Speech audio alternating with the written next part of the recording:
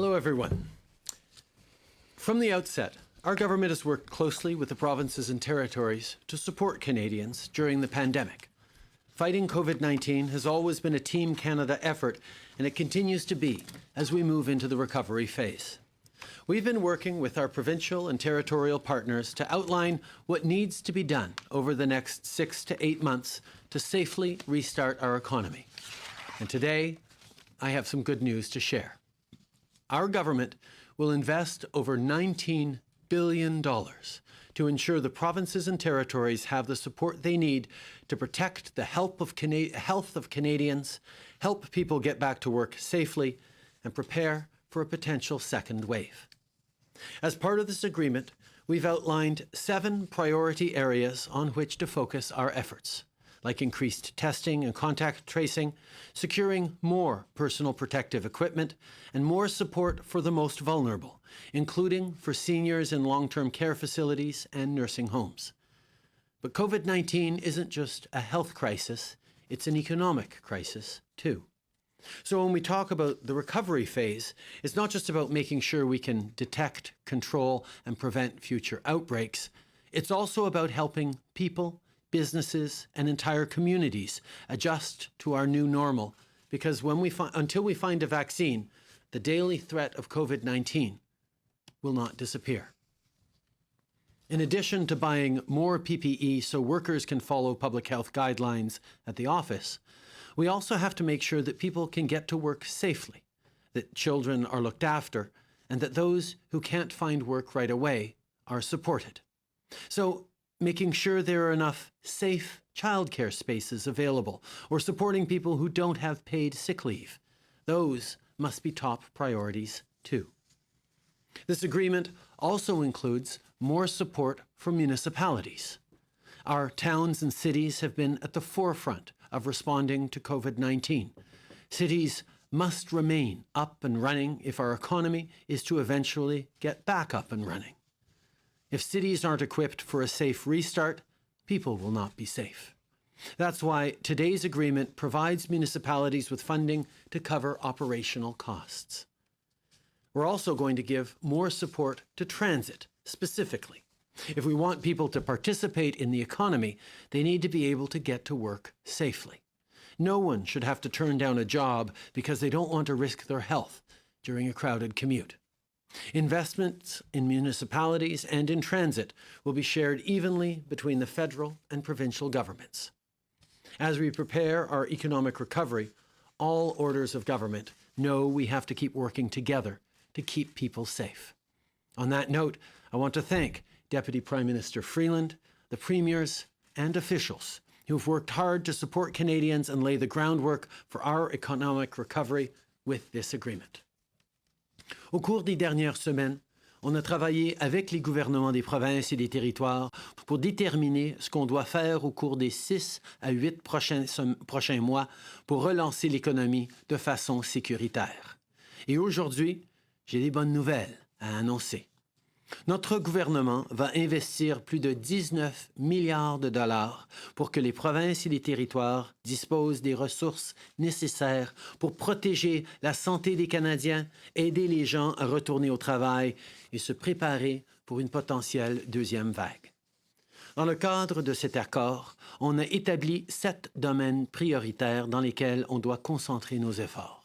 On doit notamment augmenter nos capacités de dépistage et de recherche des contacts, obtenir plus d'équipements de protection individuelle et apporter plus de soutien aux plus vulnérables, dont ceux qui vivent dans les CHSLD ou les résidences pour personnes âgées. Mais la COVID-19 n'est pas seulement une crise sanitaire, c'est aussi une crise économique.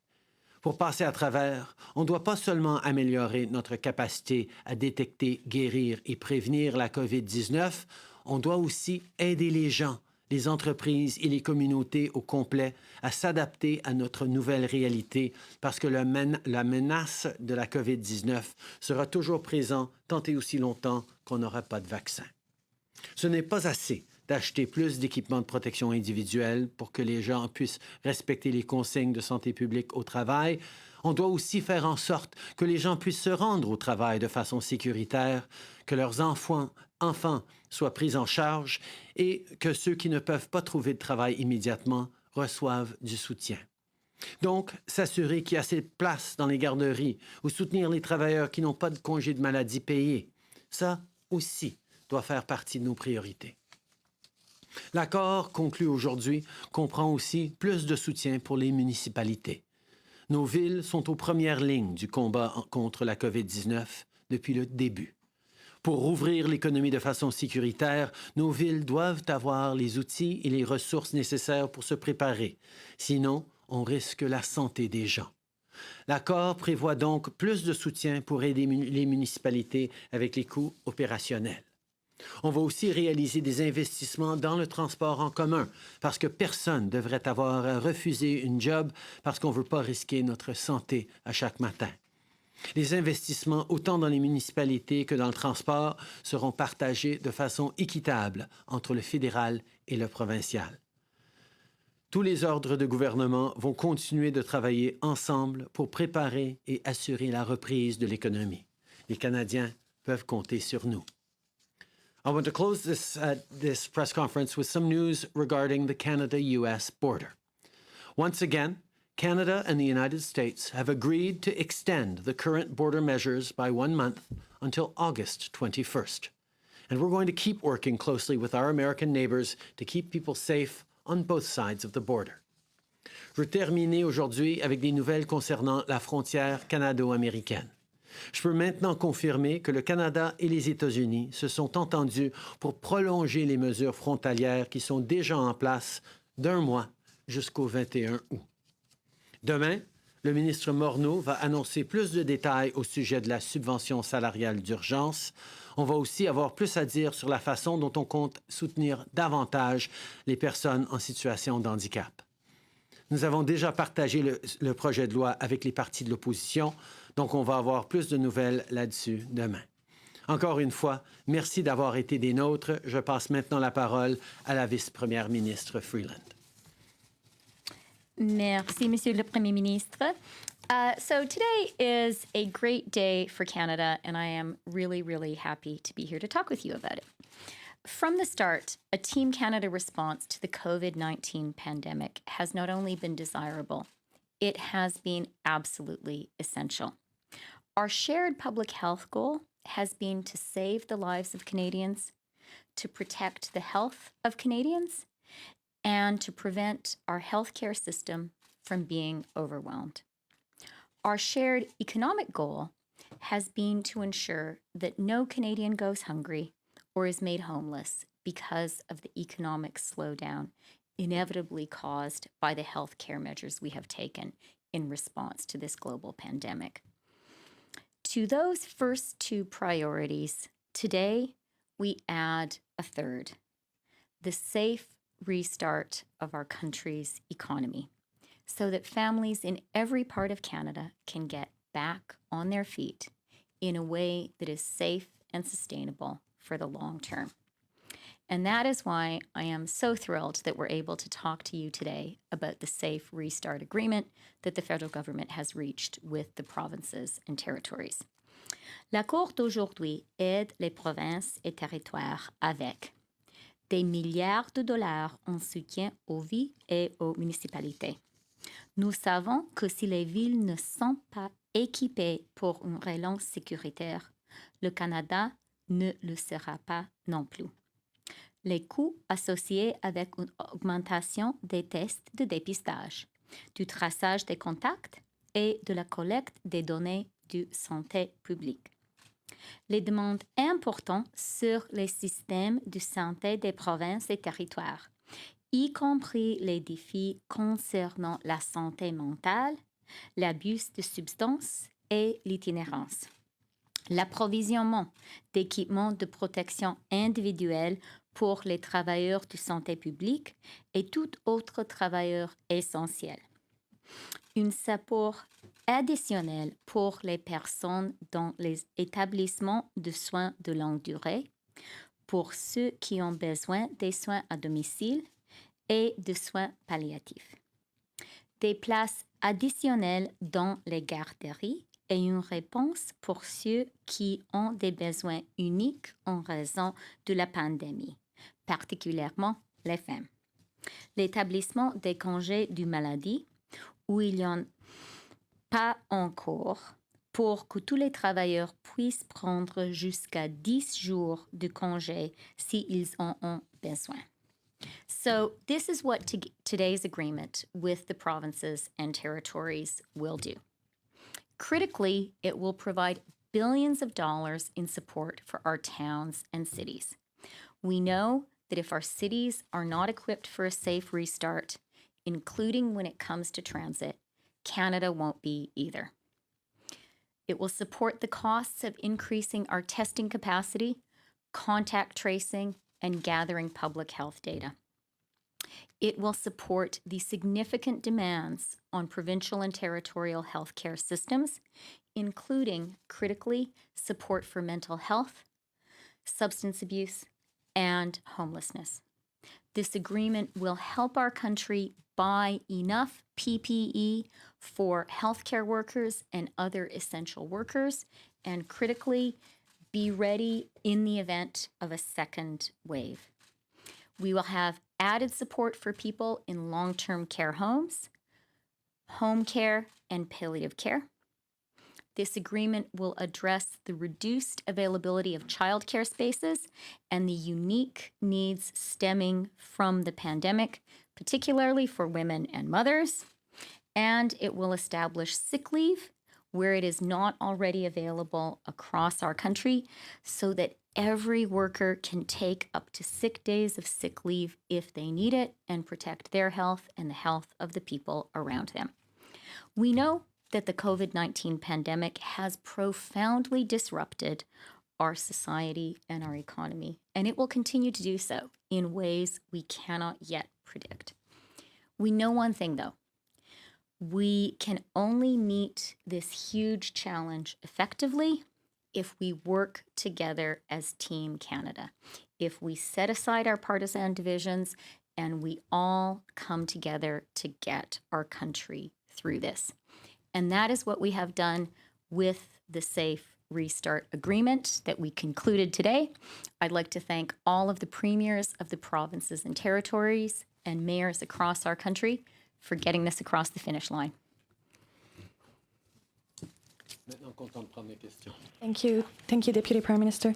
We will be doing a 15-minute question period, one question, one follow-up. We will start with journalists over the phone, then turn to the floor.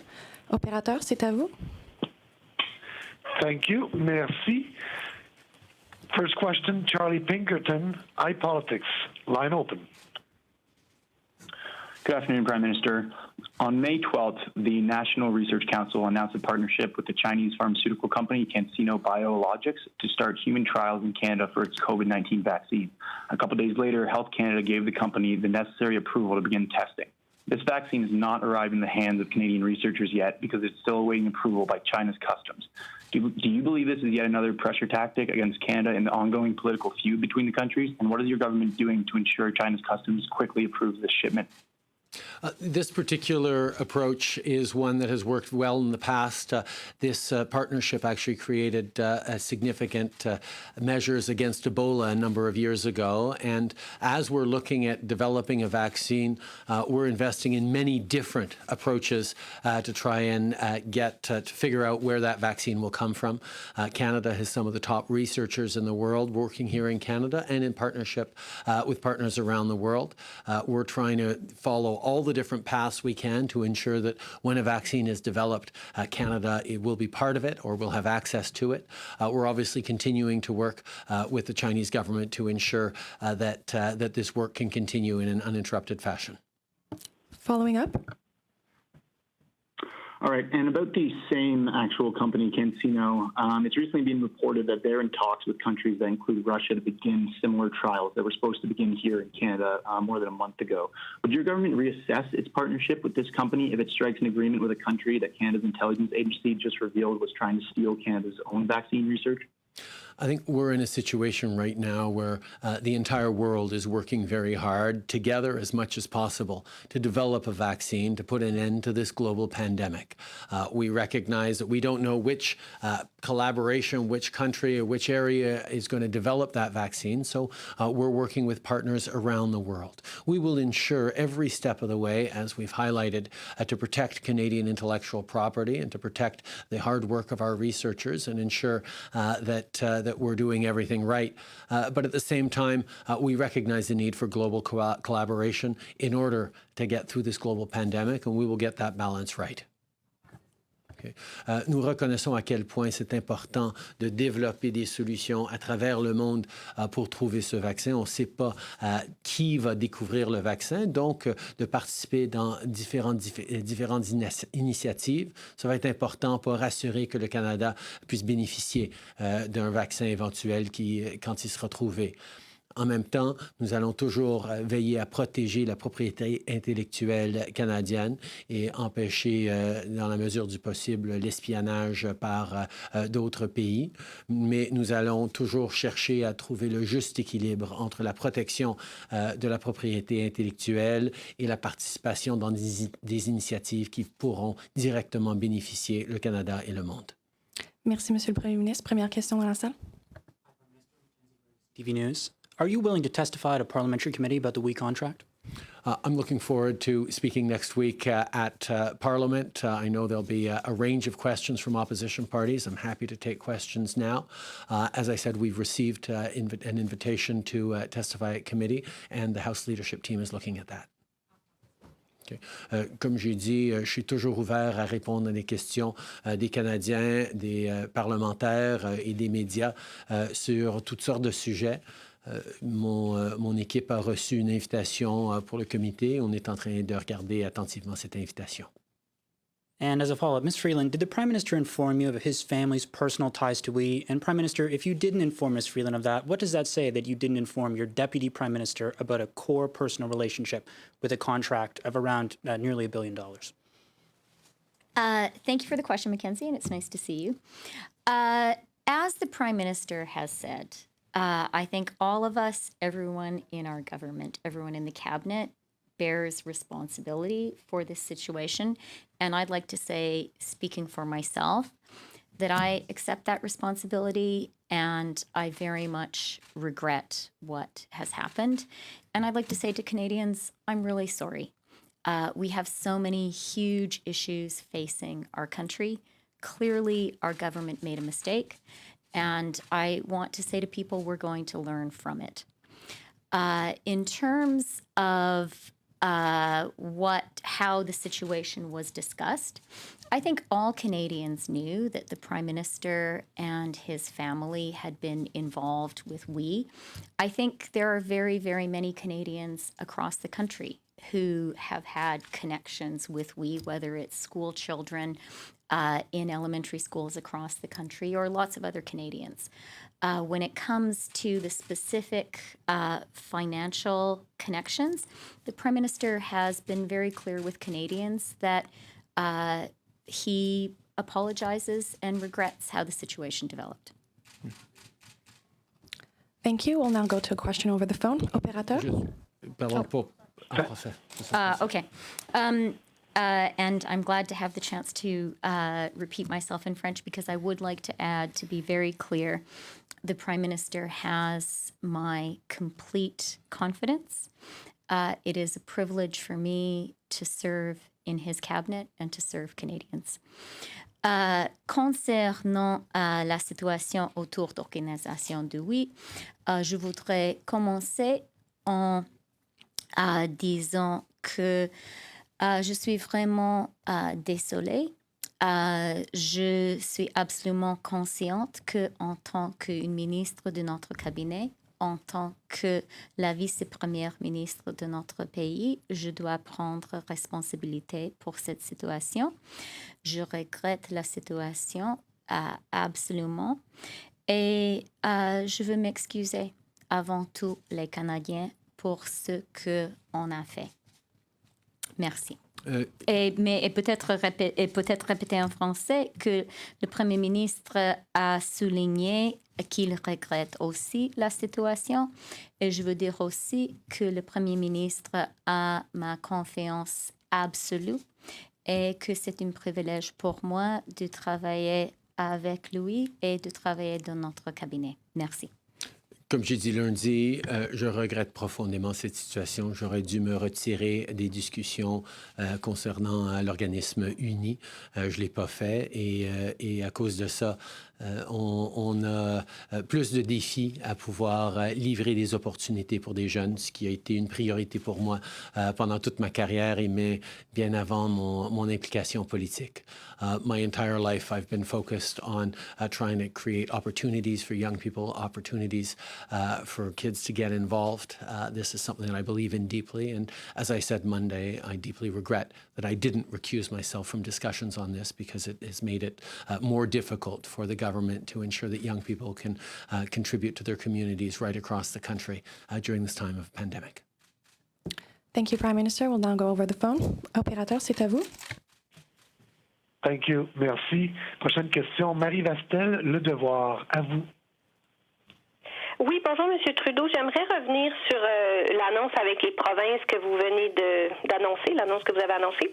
Vous aviez fixé des conditions au départ des secteurs dans lesquels cet argent-là devrait aller. Vous en avez reparlé aujourd'hui. Mais les provinces, quand on leur parle dans les derniers jours, disent que finalement, c'est juste de l'argent ciblé que vous versez dans ces secteurs-là. Il n'y a pas de conditions imposées quant à la façon de dépenser cet argent-là. Donc, pouvez-vous clarifier comment ça va fonctionner? Avez-vous abandonné les conditions que vous aviez imposées? Et y a-t-il une entente distincte pour le Québec ou est-ce que c'est le même modèle que pour les autres provinces? C'est le même modèle à travers les provinces. On a pu négocier avec l'ensemble des provinces. Évidemment, il fallait tenir en compte les distinctions et la réalité sur le terrain de différentes provinces, mais on a pu négocier en groupe pour arriver à cette entente.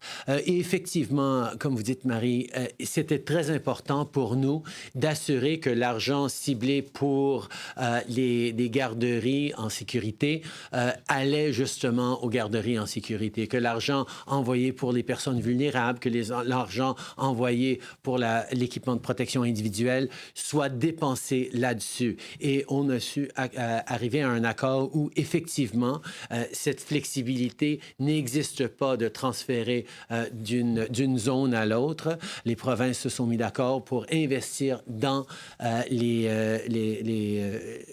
secteurs ciblés par l'entente. Les provinces vont nous dire exactement comment ils vont investir cet argent de façon publique. Et c'est comme ça qu'on va s'assurer que l'argent qui est ciblé aux municipalités, qui est ciblé pour aider nos aînés, par exemple, va réellement aider nos aînés.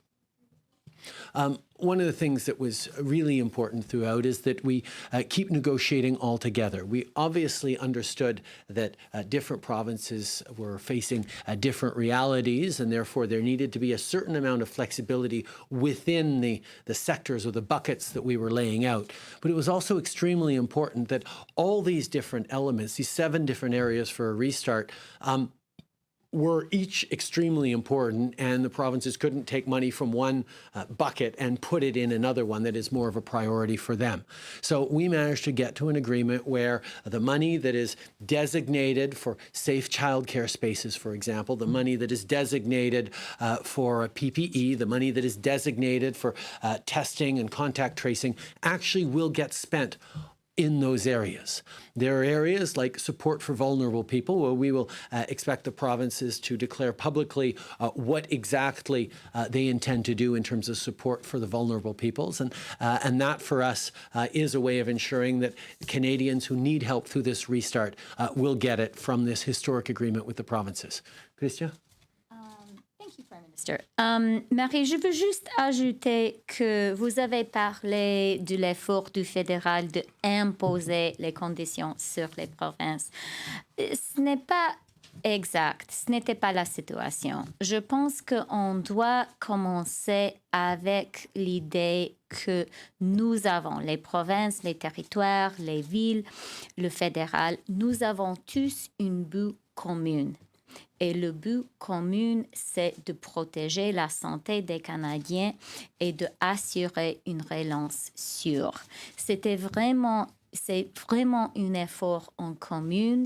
C'est vraiment un accord gagnant-gagnant. Oui, c'est vrai que le fédéral veut avoir une garantie pour tous les Canadiens qu'on aura les niveaux nécessaires de dépistage, par exemple. Mais les provinces et les territoires veulent la même chose. Alors, c'est vraiment important, je pense, de comprendre cet accord comme un moment important dans notre travail en commune, dans notre collaboration, parce que vraiment, tous les leaders du Canada, les leaders des provinces, des territoires, des villes, au niveau fédéral, nous tous comprenons l'importance de travailler ensemble et de travailler ensemble contre les effets du coronavirus. Merci. En suivi, Marie? Merci. Donc, j'en comprends, M. Trudeau, que l'argent doit aller au secteur que vous avez fixé, mais les provinces peuvent le dépenser comme elles veulent dans ce secteur-là. Est-ce que j'ai bien compris? Et ma question de suivi, les provinces ont fait front commun dans leurs négociations avec vous et elles disent déjà que ce 19 milliards-là, c'est juste un début. Donc, combien est-ce que vous êtes prêts à rajouter, considérant que la mise à jour économique rapportait la semaine dernière que le fédéral a dépensé 90% de l'aide directe qui a été versée à date aux Canadiens?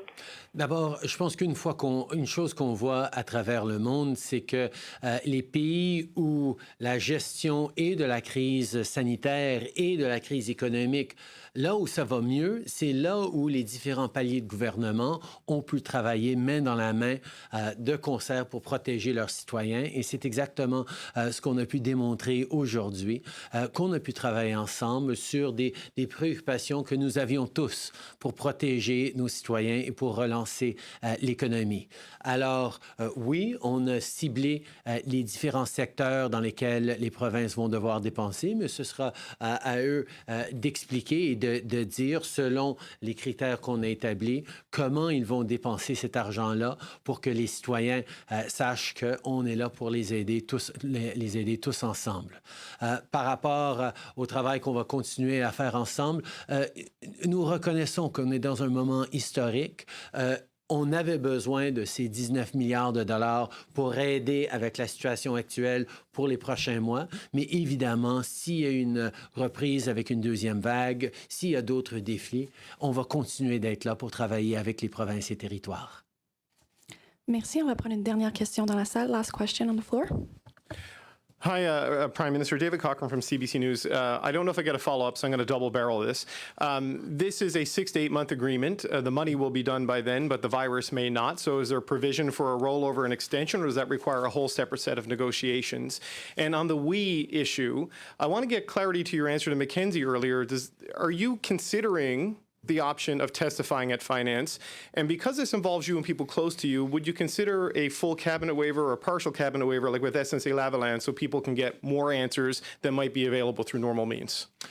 We are in an unprecedented pandemic, which is why it was so important for us to make sure that right across the country there is the ability to support Canadians in a safe restart of the economy, which means investments in making sure that childcare spaces are able to be safe for kids and for families right across the country, investments to protect our elders and other vulnerable populations, investments in more PPE, investments in transit, investments in municipal operating costs, the kinds of things that actually really matter to Canadians. And that's what this agreement is about. It will cover a large part of the next 6 to 8 months, but we recognize that perhaps the pandemic will extend longer than that. Certainly it is likely to, since the vaccine seems to be a fair bit away. We will continue to work hand in glove with the provinces and territories to make sure that every step of the way Canadians are supported in both their health needs, but also in the relaunching of the economy. In regards to the issue around committees, as I said, we've received invitations. I've received an invitation to attend committee. We are looking at that. I believe in openness and transparency. We've been open and transparent with Canadians as I take questions, as I respond to questions in the House from parliamentarians, and as I said, we're still making determinations around what further openness we can show. Merci. We're not at that point yet of reflecting on that. And if I could just say about the safe restart and the provinces, look, David, no one can truthfully tell you that they know where Canada or the world will be in 6 to 8 months. And I don't think any of us want to pretend otherwise to Canadians.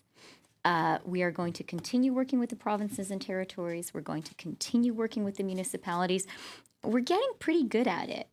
Over the past few days, I have been on the phone with so many premiers, so many mayors, pretty much constantly. I really want to thank that whole group for putting their shoulder to the wheel. I've been back and forth with the PM a lot, sharing every twist 15 and First turn. Ministers meetings over the past couple of months, which is a new record. And this is a really big deal to be able to get 13 provinces and territories and the federal government in a deal that very much involves the municipalities because they are a part of it.